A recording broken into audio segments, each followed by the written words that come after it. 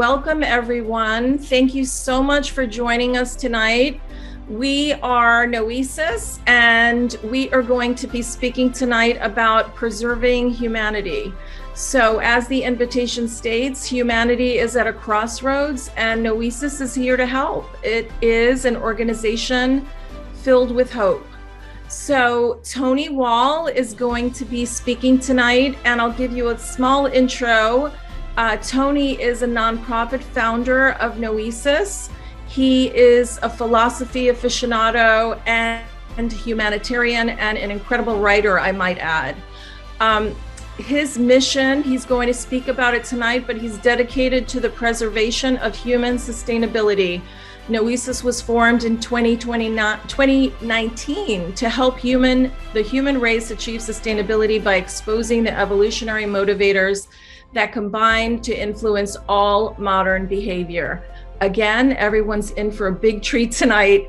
And Jack Malley, who is a board member of Noesis, is going to be the MC tonight. He is a founder and creative director at M3 Video Agency in New York City. He's currently a board member at Noesis and previous led marketing and creative departments for Time Warner and Saatchi, which you cannot get bigger than that. So we're thrilled to have Jack as our MC tonight. He's going to be asking Tony some questions so that everyone can learn about Noesis and our mission. Again, welcome everyone. The discussion will be about 45 minutes, and then we'll open it up to Q&A at about 6:45. And I would encourage everyone, if you have questions, to just add them into the chat section, and then we'll get to them at 6:45. Jack, I'll hand it off to you. Thanks, Cindy. So Tony, you've chosen a very elegant Greek word for your foundation, Noesis. Now, I've known you many years, and I'm pretty sure I never heard you order baklava. So where did this come from? How did you land on this Greek word, and what does it mean? Well, I copied it off your shirt. What came first? Right, the foundation. I want to point out that Jack has his Noesis uniform on. I appreciate it.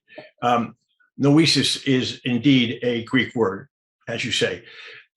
Noesis is the arrival point of intelligence properly deployed. If we properly deploy intelligence there's logical flow, we would reach a state of Noesis. So it's the arrival point of intelligence. Will you find intelligence here?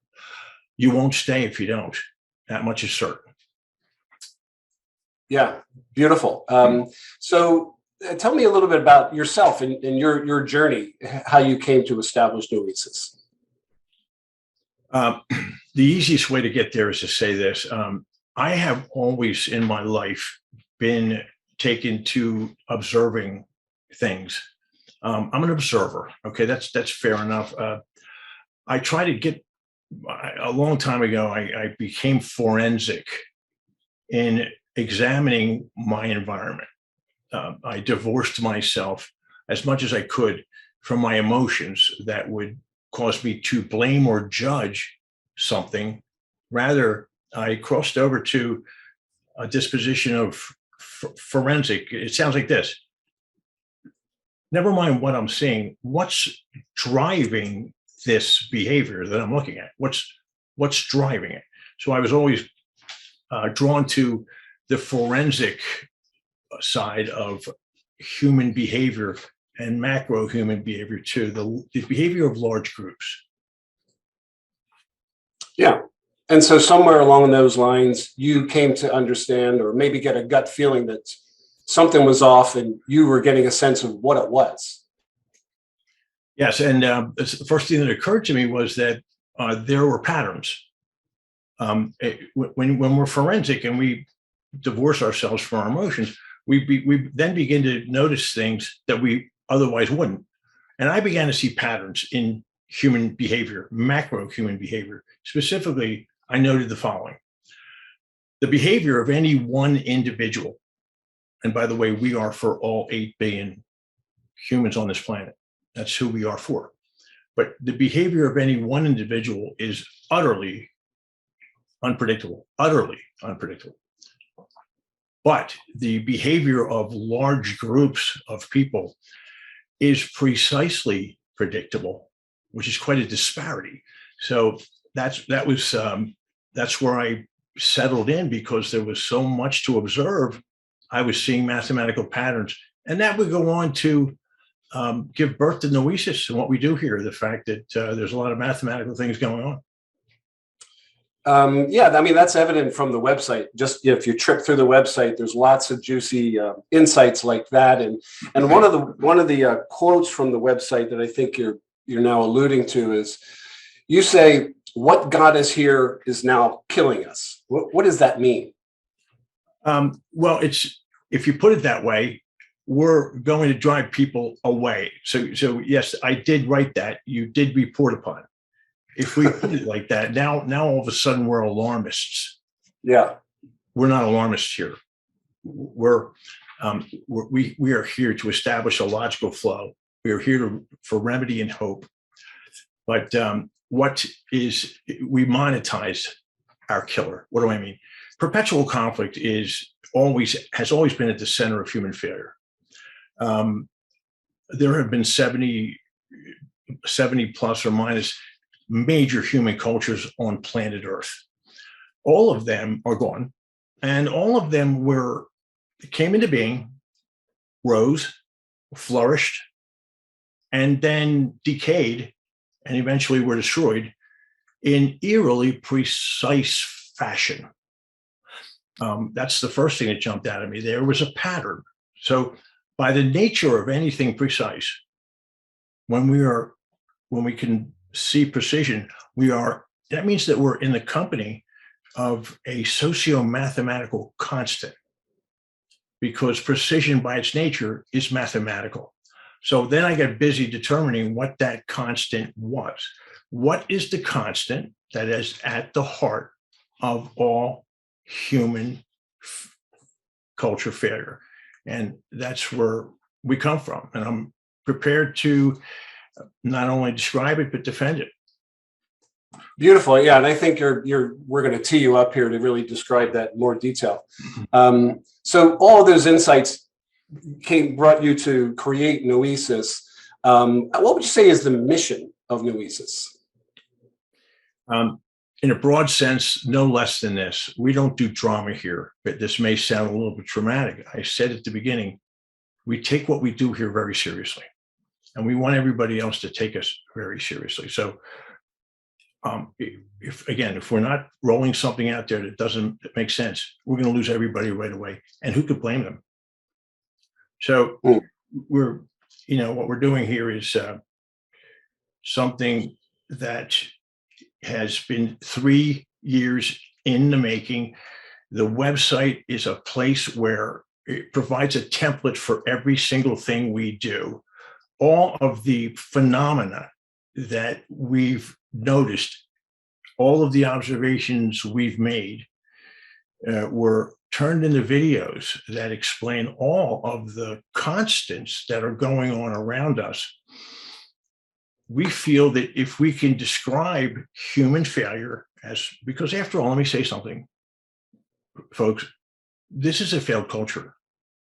And when I say something like that, and when nobody can flinch, then suddenly Noesis is now, as opposed to some type of cottage industry that came from pandemic. We were here before pandemic. So the website is where you need to go to see videos of all the constants that we've determined. And so the website is the template, and what we're doing now hopes to sew it all together. Yeah, beautiful. Even on the website, there's another quote that I wrote down, which you said, "The only light to the future is that of the past." Can you explain that a bit? I mean, you started to explain it now, but maybe play that out a bit. Thank you for cueing me there, Jack. The only light to the future is that of the past. We're not creating buzzwords or buzz phrases here. What I'm about to say is precise. Nobody can tell the future. We get that. But we note that if we can show, and we can, that human cultures have all come into being and failed in precise fashion, and if we can find socio-mathematical constants that cause that, then we foretell the future, because a constant by its nature does foretell the future. Here's how it looks. We can agree that 2 + 2 = 4 is a constant. So 2 + 2 = 4 yesterday. I'm pretty sure it equals 4 today.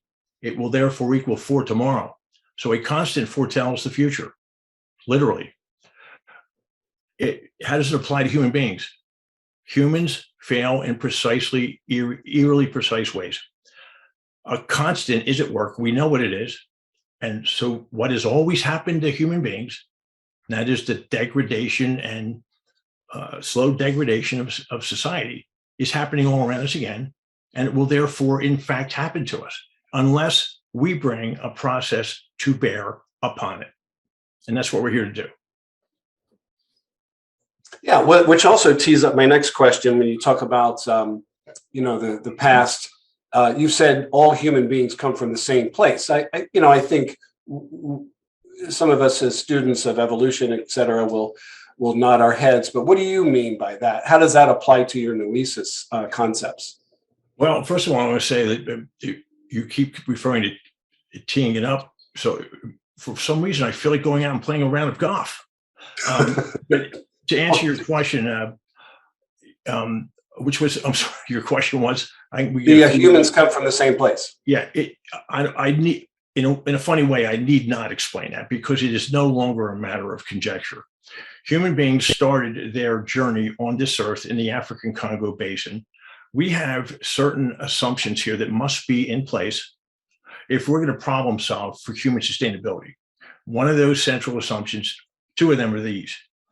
Number one, human beings, in fact, evolved on Earth. If somebody has a different interpretation, we accept every interpretation without reservation of any kind. But our central assumption is we did evolve, and that our place of origin is, in fact, the African Congo Basin, where Homo erectus appeared 2 million years ago. That gets all human beings right away on the same page. The fact that we came from the same place. How we got around this world is well known in great detail. So we are clinical brothers and sisters.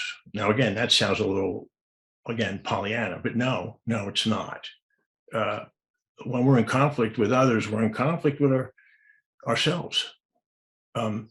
So we all came from the same place. However, we are now locked in mindless and endless conflict, and we know why. Yeah, now this is where it gets interesting. For me, anyway, when I first heard you describe Noesis concept to me, is when you started to describe the migration patterns of these early humans, the species moving around the planet. And as they were going from a transitory, migratory species to, we kind of filled the planet eventually and became stationary. Now that transition period is where all the heat happens. That's where all of the perpetual conflict may have come from. It was, you describe it as an event, which I found fascinating because I never ever thought about that concept. And I think, to me, this is really central to Noesis. Can you describe that motion, that movement, and then what happened? Humans in conflict is unnatural, period. I better be able to back that up. I believe I can. 275,000 years ago, Homo sapien appeared in Central Africa. That took over the inertia of Homo erectus. Homo sapien would spend the next 275,000 years making her way to all areas of the globe. 275,000 years is a long time. And during that process, we needed to move about in extremely tight-knit, collaborative groups. This was not something that was, we probably should do this. No, we collaborated or we died. Okay, so After 275,000 years, it's not a hard sell that this deep longing to collaborate is not only a casual thing, it's wound around our bones. It's in our DNA. So when we arrived to all corners of the earth about 20,000 years ago, we were wired to collaborate. And so it's hard wiring we're talking about here. Talking about our biology. So that would be tested by events that would come about when we reached all corners of the globe. And you did hint to it earlier. You said that stationary beings would encounter a concern that would derail the entire human race. And that's where you're going. So please ask that question any way you wish. Yeah, I mean, to me, to learn or hear the concept that our true nature as a human is to collaborate, is to help. It's not conflict. That's an eye opener for most people today who would think, hey, you look around, the true nature of us seems to be perpetual conflict. But no, I mean, you're laying this out from a scientific point of view. And you call the movement from a transitory or collaborative species to a stationary species and acquisitive species. So you go from collaboration to acquisition, or from collaboration to competition. That was a very tumultuous time period. And I won't steal your thunder because it's your term, but tell us what you call that and why it's so important to this discussion. Well, something derailed. I said something derailed the human race. It did. It in fact did. It broke the human heart. Again, pretty dramatic? No, it's not. The human heart is broken. I'll explain. When we came off of a collaborative wandering, the need to assist and to be assisted is what we are. That would be tested by stationary human beings. Our populations began to grow and grow and grow. That was aided by an agricultural awakening. So as our fields of crops got bigger and bigger, so did our populations. And now we were stationary beings. And certainly the dynamics that would arise from stationary activity to wandering the globe activity can be expected to be greatly different. And they in fact were. They were also an insult, no less than an insult, to human DNA. What do I mean? For the first time, logically, I'm talking about evolutionary crossover random events. Nobody's fault, no blame, no judgment. They have no utility. Human beings crossed over from collaborative very slowly to acquisitive. We took up behaviors of acquisition. And that was logical for larger and larger populations. And also, food supply was controlled for the first time. Crowd control 101 intruded upon the human experience for the first time.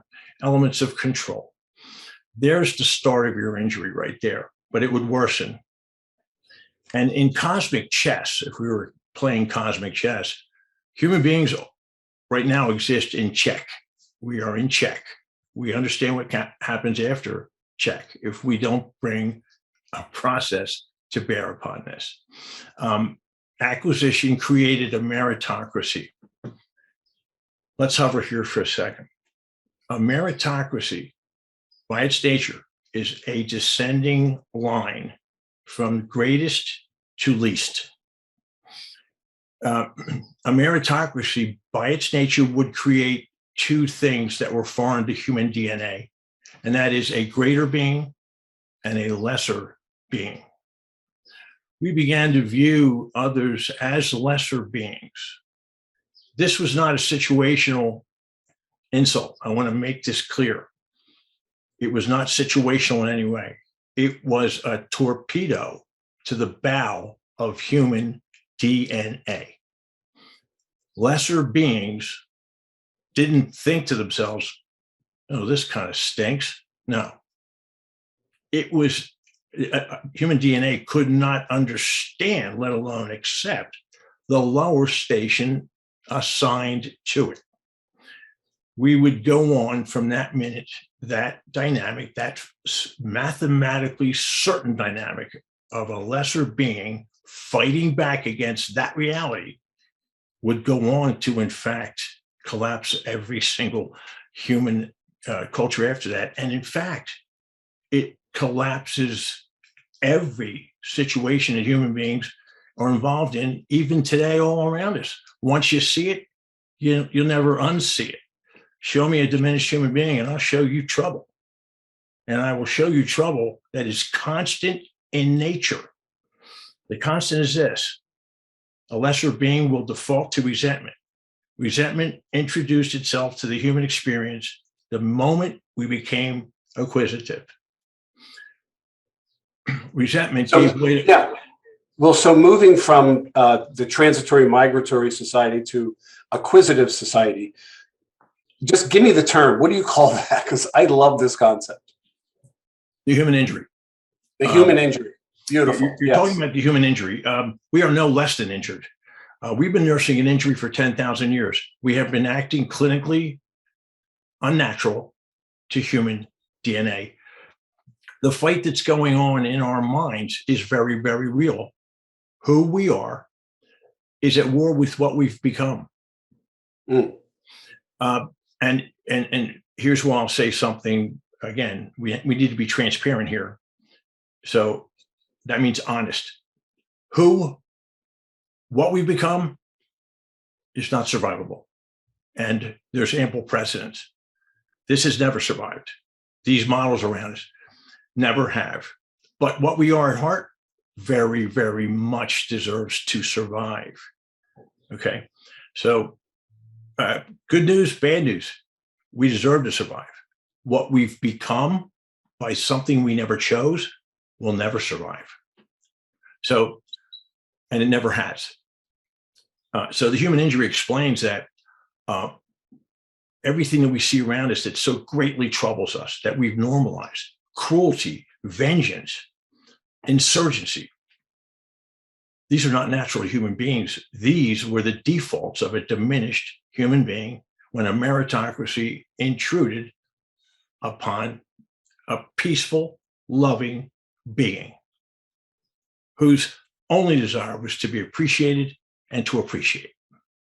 So this is where we are. We all recognize this battle too. If we look inside, everything looks wrong to us. Why?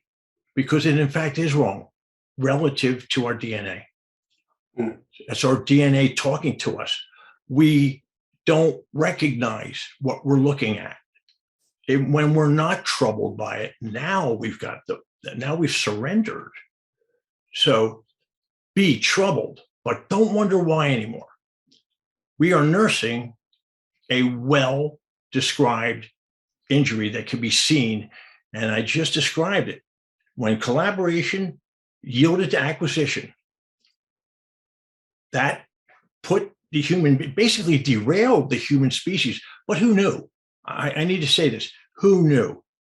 No, we didn't get together and say, let's nuke the entire human species. No. These were random events. Nobody knew that we would ever arrive to the present day. But when we formed a meritocracy and a lesser being, we guaranteed the arrival to today. We guaranteed it. And there's your constant. So the socio-mathematical constant of human failure is absolutely viewable and understandable for the first time. And that's what we're here to do. We cannot evolve without understanding who we are. And now we can for the first time. And that's why we're here. And we better get busy. I think that's reasonable. Tony, we're going to add the human injury slide right now so you can speak to it. Yeah, please do. Great idea. Yeah. All right, folks, I'm going to give you the nickel tour here. The first line above is 2 million years. Basically, that's Homo erectus on the left over there, looking a little stooped. And for the next 2 million years, that top line, at Homo sapien began 275,000 years ago. And then you see the present day on the right. You also see a yellow and a red line. Don't worry about that. You're going to see it get bigger, and you're going to understand why. Drop down to the second line, if you will. This starts at Homo sapien 275,000 years ago. Migration. You see the two words migration. This was what we were doing. This Homo sapien was able to do that. And so we got busy doing that. I have a circle there: nomadic, collaborative, hunter-gatherer. These are well-known terms. They break no new ground whatsoever. Okay. So I see here humans control fire about 75,000 years ago. Frankly, that's still in debate, but it really doesn't matter. We all agree that we are here. Okay. Now let's go to the right here on the second line. You see a being that's yellow on the left and red on the right. That's no accident. This being is the one that crossed over from completely collaborative, appreciative, assist and to be assisted, over to acquisition and its demands and the creation of lesser beings. So the human heart was broken when we crossed over to acting unnaturally. Now, I need to stop here. Here are the numbers. During this conversation, we're going to lose about 5 species. Earth loses 150 a day, right? All of these species that we're going to lose are acting naturally. Humans are acting vaguely unnaturally relative to our migratory DNA. Mother Nature's in no mood. Let me put it that way. She selects species acting perfectly naturally every day. Imagine what she's going to do to us unless we understand what's happened to us. Okay, so acquisitive is red. Now let's drop down to the bottom line real quickly here. We start on the left about 20,000 years ago. Now this is a red figure. Why? Because the injury had set in. We were fully acquisitive. Lesser beings would literally go on to collapse every single human culture. Look up, by all means, look up the collapse of human cultures. There are 2 things going on every single time. Increasing complexity caused by inequality. There it is, a lesser being acting out. There are no other choices for a lesser being in our DNA. So this injury has then turned into empires. And then you see slavery. We had diminished human beings by that time to where we were putting shackles on them. I would say that that's a fairly diminished human being. We can all agree on this. Ooh. So I want to say that human beings are in a state of cosmic check. And if we don't understand what happened to what shattered the human heart, then we're going to succumb to this because we don't understand its components, and we never could, but we now very much can. And that's what we're doing here. And we're going to work it until there's nothing left to work. So we've come now to the end of this red line. War 2,500 years ago was the first recorded event. Any surprises? Not here. By now, people were literally destroying one another. Why? Lesser beings were not in the mood to be lesser, and they never will be. Okay, so now let's go to the right here. Present day, 300 to 400 years from now, we have Noesis. Is that us saying Noesis is the answer? No. A Noesis-like entity is the answer, however. We must learn the components of human failure, or we must devolve into them quickly and always. We need to make friends with these things. We need to understand them. I also want to say one other thing. It's very central to what we do here. Humans are thought to be born as a blank slate. At Nosis, I'm afraid we cannot concur. In fact, all of us, our generation right now, watching this webinar, there were 200,000 generations of human beings before us. So the idea that we're not pushed around by evolutionary compulsions and impulses, too many to count, is preposterous. So we're fighting against 200,000 generations of evolutionary baggage that presses down upon our present moments every day. We expect ourselves to think our way past these unbargaining mechanisms. No. They're going to win that fight every time.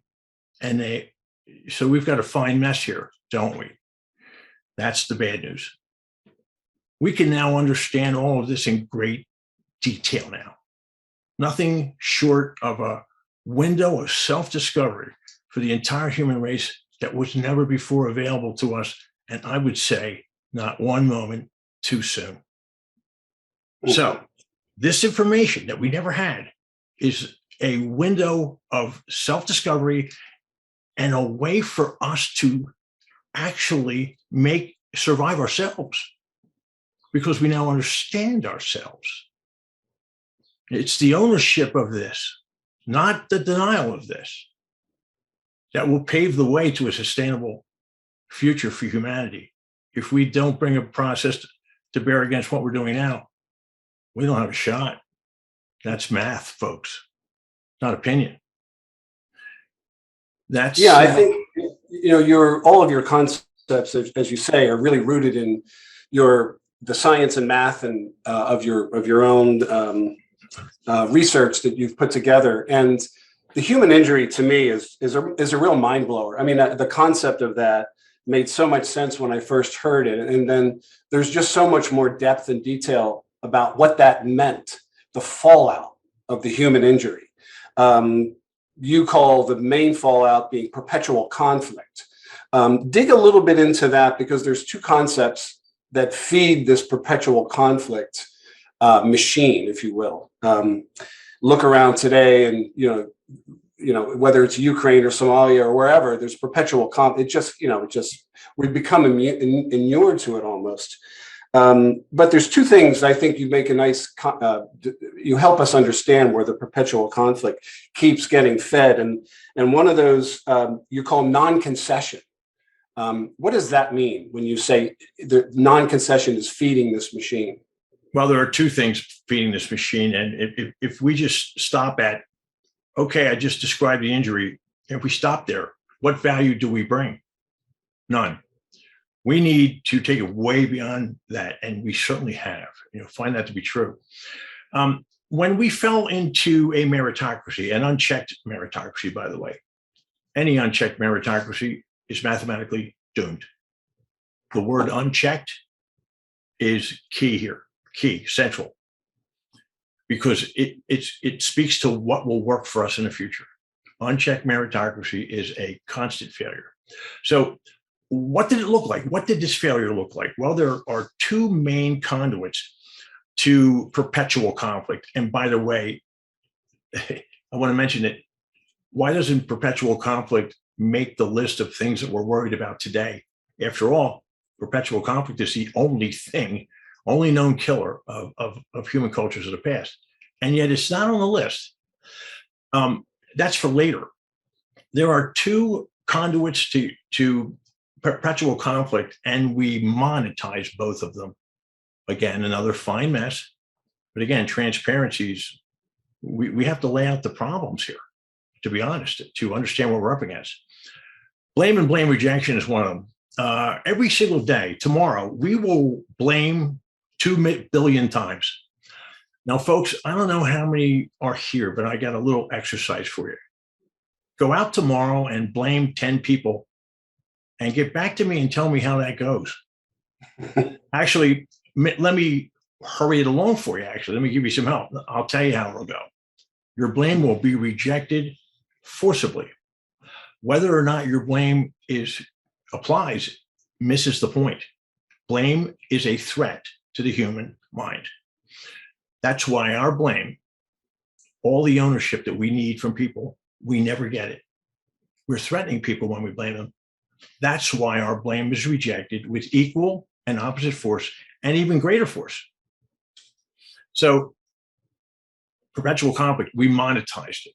I'd love to go back in time and shake the hand of the genius that figured, boy, this will ring cash registers. And it's doing that right now, isn't it? After all, these models are all over us. Now, the second one is non-concession. We don't concede points, do we? Let me hurry this up. Human beings will go to their graves protecting increasingly indefensible positions rather than simply concede a point. True. So what I just said is going to sound very familiar to anybody here. We see this every day, and I want everybody to take this away. Look for this after this. Look for these behaviors and see them differently. Non-concession. Well, that's a nifty way to go to perpetual conflict, right? Think of it. Two parties, one guy states an opinion, the other person gives them a material fact. Material fact has to change somebody's opinion. It's material fact. But no, what's truer? We change our opinion or we dig in. So we're digging into indefensible positions, and that's a nifty conduit to perpetual conflict. So blame and blame rejection and non-concession are the two main conduits to perpetual conflict. We monetize both of them. And we, in the mother of paradox, we monetized our killer, but we didn't know. So this thing about blame, no. There's no blame. There's only understanding. There's only forensic observation of what's going on. And then there's a process to unwind it. It took us 10,000 years to get here. It's going to take us decades to unwind this. Yeah. Well, there's a concept you also present on the site called commitment to extinction, which sounds a little dark. Maybe you could help us understand what do you mean by a commitment to extinction? It does sound dark, and I'm really happy to surprise everyone here. Very much surprised. Remember, transparency. I said it's our ownership, not our denial, that will help us to where we want to go. This ostrich thing, we don't want to know anything. Why? We're in pain. We're injured. We're protecting whatever sliver of our shattered hearts that there is, so, we're, as we go forward, we've got some concerns. We got to get busy understanding exactly where we're going. And I'm not answering your question, Jack. Please repeat it quickly, if you wouldn't mind. I want to just more. Yeah, because commitment to extinction sounds like it's over. Like we have no shot. Yeah, but that's not. Listen, Noēsis. Here's news, folks. Noēsis we're not the extinction guys. We don't bring any value by running around a stage, waving our arms. We're all going to die. No. However, let me explain something. There has been 5 billion species on planet Earth since the dawn of life. 99.9% of everything that ever lived here is extinct. Okay. Extinction is the norm. Survival is the exception. Carl Sagan said that. I credit him. So we're not here. I said we're not the extinction guys. No, there's something much more dangerous that stalks the human race and everything else. So of all 5 billion extinctions, all of them had one thing in common, one thing, and that is that all of them committed to their extinction way before the last of their kind fell. So commitment to extinction is what we're here to address. Commitment to extinction is the mathematical point past which, no matter what we do, we can't return from the reality. We can't, it means we've clocked out. Leaving the building, a formality and a painful one. We are here to steer humanity away from the specter of commitment to extinction, not to talk about extinction, because that means the lights are out. again, we bring no value. Here's a great example of commitment versus extinction. The woolly mammoth went down 10,000 years ago. However, the mammoth committed to its extinction 20,000 years before that. That's when human beings encountered the mammoth when they crossed over into North America from what is now northeast Russia.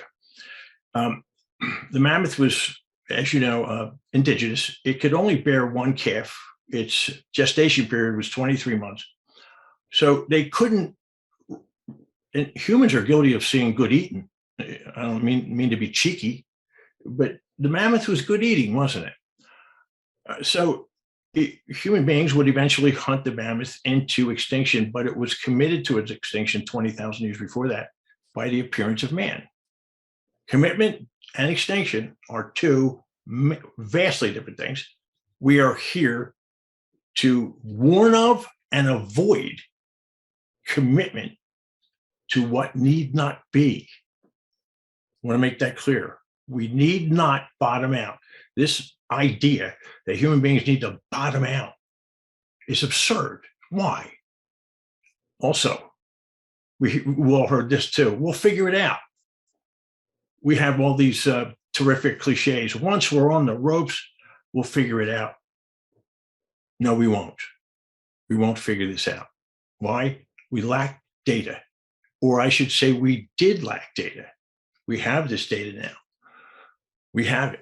And we're going to go around the world. We're going to work it till there's nothing left to work to explain to human beings what's going to happen to us and what doesn't have to happen to us if we get busy understanding who we are.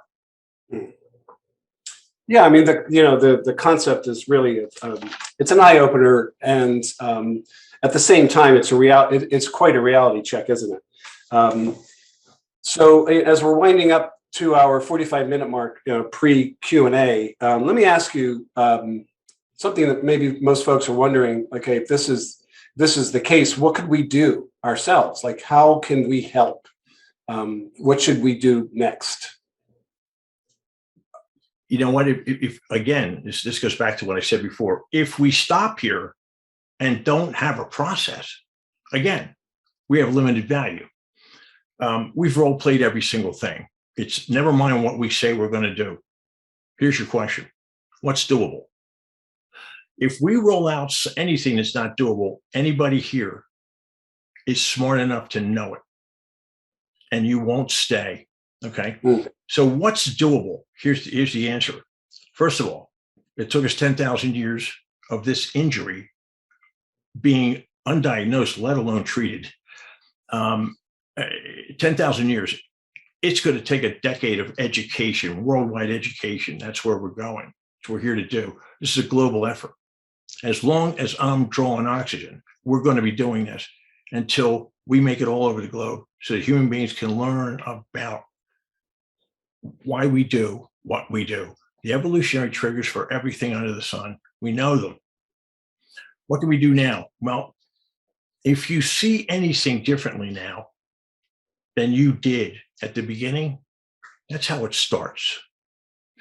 I said that I'm chiefly an observer. So here's what I'd like you to do. Observe. Cross over from judgment, blame, and just sit back and observe. Right? What's going on here? And some of the things that I've described here will occur to you right away. Like, I'm seeing something differently than actually what I think is going on isn't going on at all. Here's a great example. We call it on the website. There is a video called Negative Information. I would suggest everybody go and watch it because it's so central. Blame, rejection, nonconcession, negative information.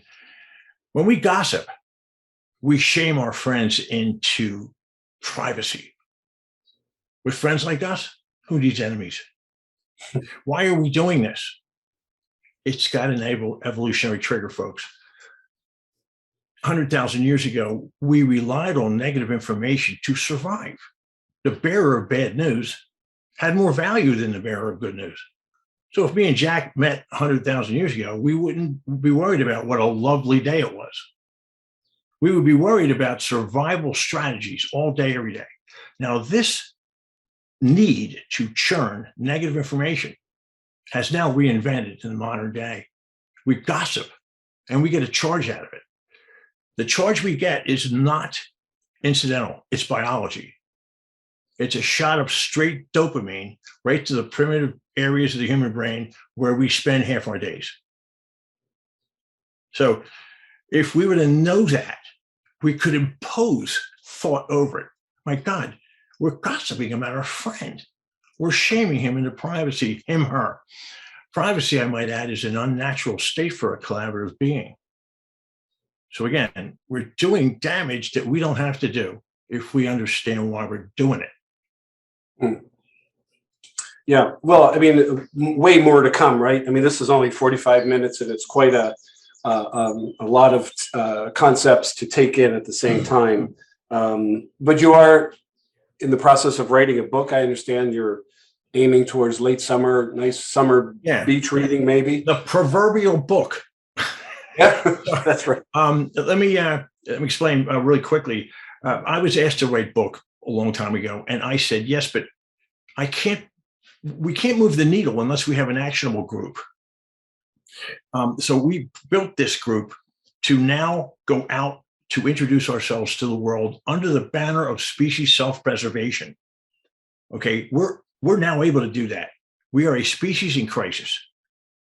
I just said something eminently reasonable. So we can unite under species preservation while keeping our other inabilities to, religious, we can't do that. Political, we can't do that. Cultural, we can't do that. But we all have a common problem, don't we?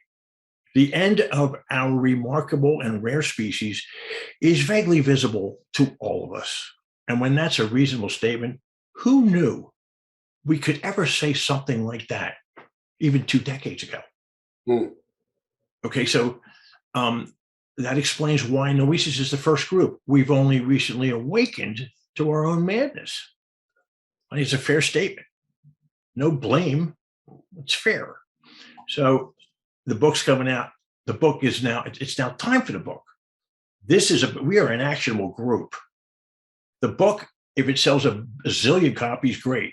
If it sells 1 copy, it wasn't time for the book until now. Dynamite. Yeah. So, Cindy, do you have any questions that you wanted to? Yes. So that was wonderful. What a great discussion. Thank you both so much. As Jack said, we are literally just scratching the surface here. Tony has literally probably over 100 videos on the website that you can dig into and watch and learn more about Noesis and how to get involved. We do have quite a few questions here, Tony, so I'm going to ask a few that you can answer. So Edward asked, so how do you accomplish this radical change in organizing humans? Great question. Great question. Yeah, great question. This falls under, thank you for the question. First of all, I have to defend this entire thing or else it's not worth the darn. The harder your questions, the better. Okay. You're asking, what are we going to do? Well, the first thing we need to do is what we did here. We laid out many, many concerns that human beings have and how we got to them. So it starts right here. You know something you didn't know 45 minutes ago. The next step is we need to standardize education over the next several decades. I mean, the idea that everybody's going to say, absolutely, let's learn about ourselves. The whole world's going to unite. That's preposterous. So we're going to start a slow drip, and it starts right here. Okay. Conversation by conversation. We need a long time to unwind what it took a long time to happen. Education is at the absolute center of it. We can learn about ourselves, and that's where we're going first. Because we all come from the same place, that means standardized education about who we are is doable. That's where we're going. So I don't know if that answers your question, but you're asking a broad question. And the answer is education, and a slow turn in the water, like an aircraft carrier, because humans don't move like speedboats, do we? I hope that answers your question. Go ahead. I think that's great, Tony. Thank you. I have another question from Catherine. What can we do to alleviate perpetual conflicts? Thank you, Catherine. Watch what I do here. Nothing. Not yet. Okay, remember, like, I don't bring any value if I'm tiptoeing around these issues. This is about transparency first. Your doctor is going to tell you what's wrong first. Then he's going to get busy telling you what you need to do. What I just did was explain a fine mess. Perpetual conflict has always taken down our cultures. It's taken us down now, these same models. Only imposing a process over it of education will alter an inertia, because this isn't really, we're not doing anything wrong. This is an inertia. And inertia, by its, again, mathematical nature, requires an outside force to alter it.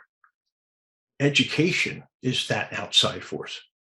Nosis would like to take the lead if he'd let us. So we have so much work to do, and we guarantee nothing. How could we ever do that? Commitment to extinction would happen, and we would never know it. Are we fence walking? I think we are. Have we committed? No, I don't think we have. I think we have an open window, and we need to climb through it. That's great. Thank you, Tony. I know you touched on this a little, but we have another question from Monica. How does the human injury impact people today? I said earlier that once you see it, you'll never unsee it. I mean it. There's no such thing as a cruel human being. There's only a hurt human being. There's no such thing. We don't see cruelty. We see infinitely broken hearts, shattered hearts. Whatever we're doing that looks cruel means that we're protecting whatever sliver is left of a completely shattered heart. We think that what we're protecting, that's the thing that's yelling, crying out to us to protect it and to save it. We are born lovers. Okay. Not because I said so, but because I understand human DNA and what's in our DNA. Perpetual conflict cannot be controlled in any way right now. Don't even try. It's set on automatic. I hate to give you that bad news, but again, transparency here. We're up against a very major concern. We need to understand it and own it. It's our ownership, not our denial, that may get us through to a sustainable future.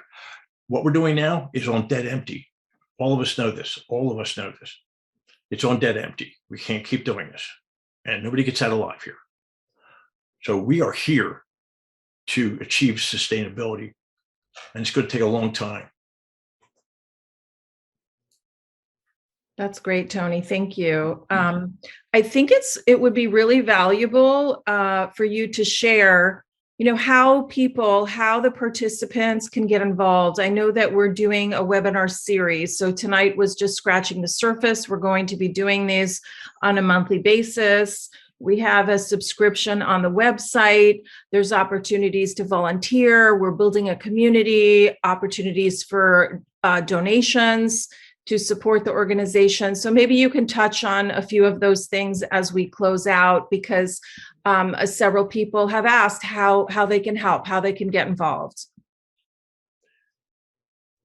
Human beings have to have the courage to view themselves. First, I just want to put that in there. We need to summon the courage to view ourselves with the information we now have. How we get involved here, listen, we put everything into this. It took us 3 years to get this ready to come to the world, because the world's not going to be in the mood for anything cheesy coming out of here. We are a 501c3 nonprofit, the only one of our kind in the world dedicated to the examination of the human evolutionary timeline. So first of all, we need donations to move around the world. We're going to go around the world with exactly what you're hearing right now. And we've heard from many, many people who have said, they haven't said, what are you talking about? They've said, where have you been? And I don't take credit for that. I think we're talking about something that everybody sees. Everybody sees. We've normalized everything that troubles us. We have to. So we need donations. We need donors. Okay, we need donor partners, people that will allow us to operate and then watch what we do. We don't need people to pile money onto us. Why would we? Donate to what we do and then watch what we do. Okay, we're here to do a job. We're not here to run around a stage gesticulating. We're here to do a job. We're here to partner with every country on this earth under the banner of species preservation. We are experiencing an existential crisis that is no longer conjecture. Okay, we can't agree on anything, can't we? We can agree on that. We are a species in crisis together, all 8 billion of us. So please donate and then get involved. All right, it's time for our species to grow up. And we have the data. So get involved and help us do what we do. That's great, Tony. And I think the other opportunities are subscribe, go to the newsletter, subscribe. As you said, make yourself more aware through the videos online. And there's opportunities to participate and support through volunteering. So you can reach out to us on the website. I think that I wanted to thank everyone again for joining. We are going to make this video available on the website, and we'll be collecting, the series of videos as we continue. So again, thank everyone for joining. Tony, would you like? Can I just say thank you? Can I say everything? Oh, thank you. I'm sorry. I just ran all over you when you were asking me to make a closing remark. Sorry about that. Listen, the closing remark that I just is this. I am an accessible man, right? I am completely accessible until such day that I couldn't be, which means that we were having success. But if you need to contact me, I will pick up my phone.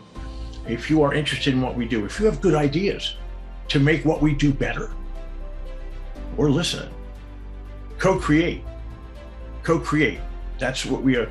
Anything. This is going to be a community, and we hope to one day attract other like-minded people who don't have a platform and become their platform to launch their ideas. But this is human sustainability. It's the first one of its kind. We're very, very happy to say so. Just keep an eye on us, because I think you're going to see a consistency and a logical flow here that will please you. Great.